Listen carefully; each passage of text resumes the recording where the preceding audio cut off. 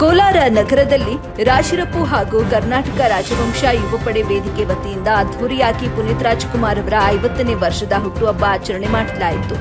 ನಗರದ ಗಾಂಧಿವನದ ಮುಂಭಾಗದಲ್ಲಿ ಪುನೀತ್ ರಾಜ್ಕುಮಾರ್ ಅವರ ಭಾವಚಿತ್ರಕ್ಕೆ ಪುಷ್ಪ ನಮನ ಸಲ್ಲಿಸಿ ಪುನೀತ್ ರಾಜ್ಕುಮಾರ್ ಭಾವಚಿತ್ರವುಳ್ಳ ಪಲ್ಲಕ್ಕಿಗಳ ಮೆರವಣಿಗೆ ಕಾರ್ಯಕ್ರಮವನ್ನು ಹಮ್ಮಿಕೊಳ್ಳಲಾಗಿತ್ತು. ಕಾರ್ಯಕ್ರಮಕ್ಕೆ ಜಿಲ್ಲಾ ಬಿಜೆಪಿ ಅಧ್ಯಕ್ಷ ಓಂ ಶಕ್ತಿ ಚಲಪತಿ ಹಾಗೂ ನಗರಸಭೆ ಅಧ್ಯಕ್ಷೆ ಪಲ್ಲಕ್ಕಿಗಳಿಗೆ ಚಾಲನೆ ನೀಡಿದರು.